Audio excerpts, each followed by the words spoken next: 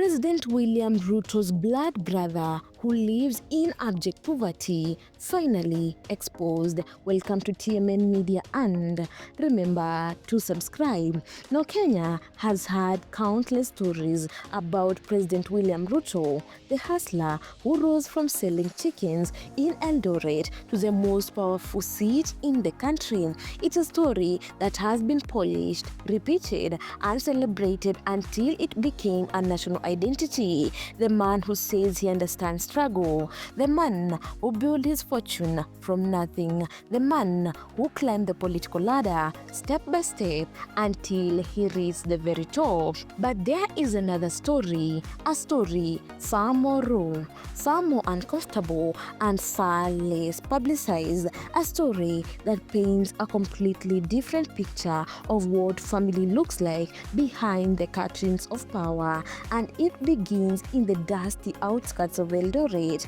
in a slum where President Ruto's elder brother, Paul Ruto, wakes up every morning to a life that couldn't be more different from the one his younger brother now lives. People who live near him describe him as quiet, humble, and often covered in dust or engine grease as he moves through the Juakali sector looking for any job that will put food on the table, welding here, repairing broken metal there, sometimes constructing makeshift frames. Some days he works the whole day, some days no one needs his services and he will get home with nothing. And when those jobs fail, his children stay home because of school fees, not arrears running up to millions, just a few thousand shillings he can't raise. It's a reality that shocks many because it contradicts everything people imagine about the president's family.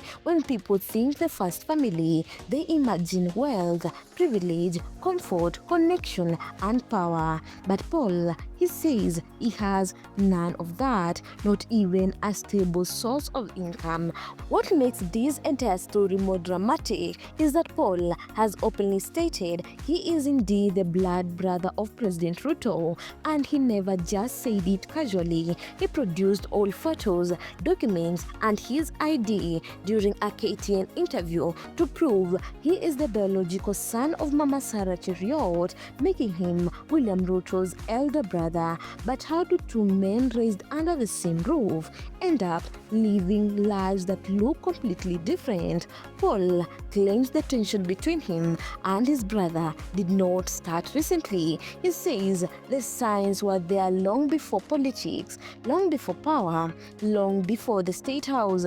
According to his own words, the relationship became strained because he was the parents' favorite, something he believes sparked jealousy in William from a young age. It sounds like a simple family rivalry until you hear what happened next. Everything reportedly exploded after the death of their father, Mzee Daniel Cheriot, in 2008. At this point, William Ruto was already successful, financially stable, politically influential, and capable of making big decisions. Paul claims that William Ruto took charge of the family's estate, and that's when everything changed. According to him, William allegedly decided to sell their parents' farm, the same farm Paul depended on for work and livelihood, and then moved their mother into a different house he had bought. Paul says the other 6 siblings strongly opposed the decision, and what followed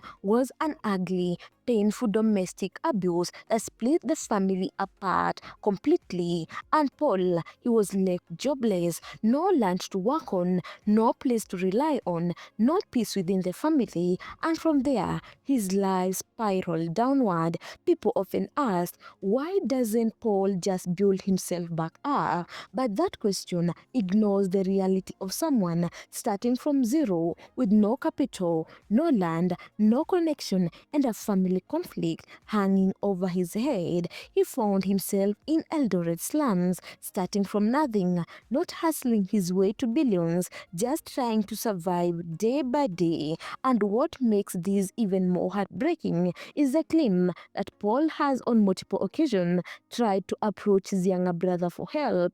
Neighbors say they have seen him try. They say they have heard him talk about wanting stability, not luxury, not millions, just simple help. But according to those same accounts, and according to what Paul himself reportedly shared, William's biggest assistance to him was 100 chickens. Yes, a brother who is now the president, a man worth billions, allegedly gave his elder brother 100 chickens and told him to use them to build himself the same way he did. Some people saw this as an inspiration, the classic Ruto hustler story. Others saw it as a subtle way of pushing Paul away, but Paul, he simply accepted it quietly. The problem is, life doesn't always follow motivational book formulas. You can't rebuild a life from 100 chickens when the ground beneath you is already broken. You can't magically become rich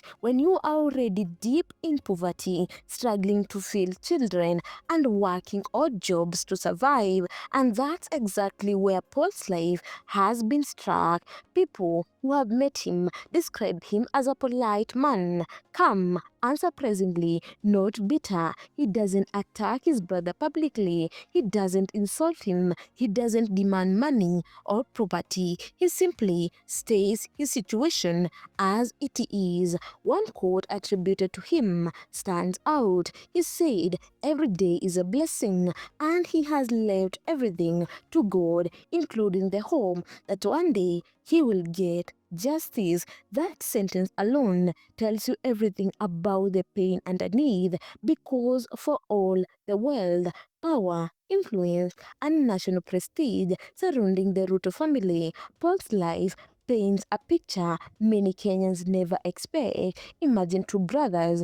One wakes up in the State House surrounded by presidential intelligence briefing, polished floors, personal chefs, armed guards, and multi-million shilling luxury. The other one wakes up in a slum structure, wondering if he will find a welding job today or if his children will be sent home again because he couldn't raise school fees. Same blood, same childhood, same mother, but two destinies that couldn't be further apart. People online often wonder, does success force someone to uplift their siblings? Does wealth come with the responsibility of making sure your blood relatives also live well? Or is every adult responsible for their own life regardless of the family they come from? Those questions are different depending on who you ask, but one thing is undeniable. The story exposes a part of the first family that many Kenyans have never seen.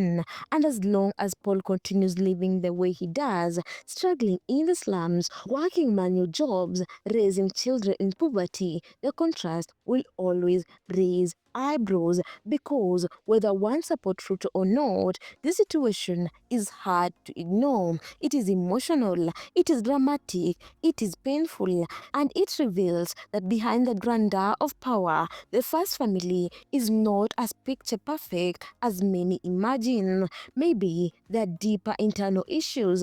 Maybe the wounds are older than we know. Maybe the dispute after their father's death damaged the family beyond repair. Or maybe this is simply a story of two brothers with completely two different personalities, dreams, and decision. Whatever the truth is, Paul's reality remains the same. He wakes up every day hoping for better. He works with his hands in dust and in dirt to feed his family. He raises his children with what little he can, and he carries the heavy burden of being the president's brother, a title that brings him no privilege, no wealth, and no advantage, just questions, judgment, and a quiet hope that one day God will remember him. A striking reminder that sometimes the richest family have the poorest secrets, and the people closest in blood can be the farthest apart in life. Guys, if you like this video, make sure to subscribe, like, and comment down below. Also, don't forget to hit the notification bell so that you get every new video once I upload it.